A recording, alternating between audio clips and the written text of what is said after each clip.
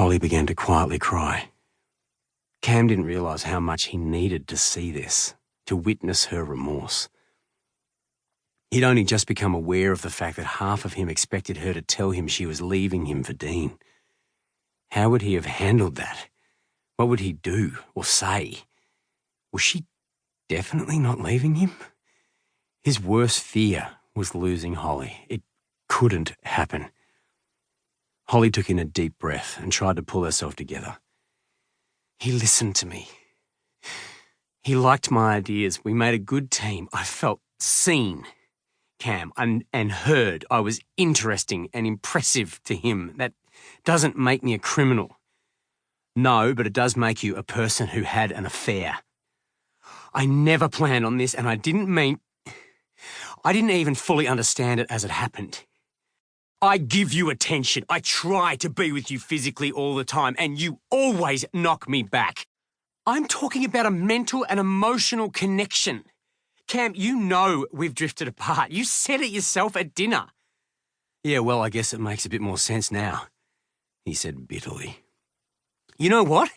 She was gathering steam. It felt nice to be exciting to someone, to be new and sexy, not a tired middle-ager trying desperately to stay hip with all the 22-year-old kids in the office and remember which beauty vlogger is which, then come home and be a loving wife and perfect mother. Cam could only shake his head. She had done it. She'd managed to make herself the victim. Do you remember before Melbourne Cup when I begged you to go away, just the two of us? Do you remember what I said? You were complaining that we never go on holidays.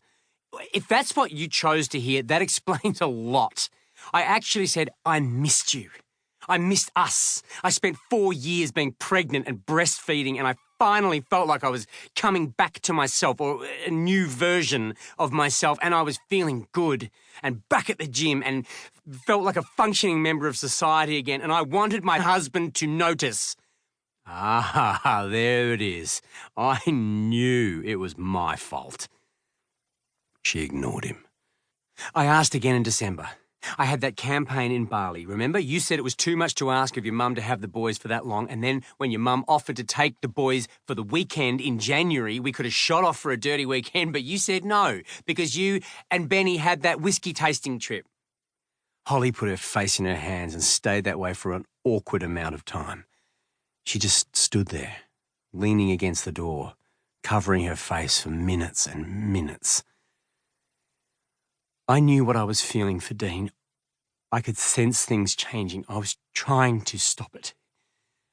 Cam stayed silent, giving her space to go on.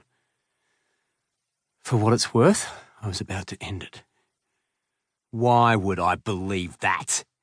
Cam sputtered. You were planning on seeing him this Tuesday. Do you know why I came into your bed this morning? She asked, looking intently into Cam's eyes. Because I wanted you. And I wanted us to be how we used to be. I was trying to get it back, that feeling. But you know what? It just feels so far away, Cam. I know you're not happy. You haven't been for ages. And what I've done makes it clear I'm not. So let's neither of us pretend this is some completely unexpected turn of events. To keep listening to this audiobook, I've left you a link in the description so you can do it. At no cost thanks to Audible's 30-day free trial.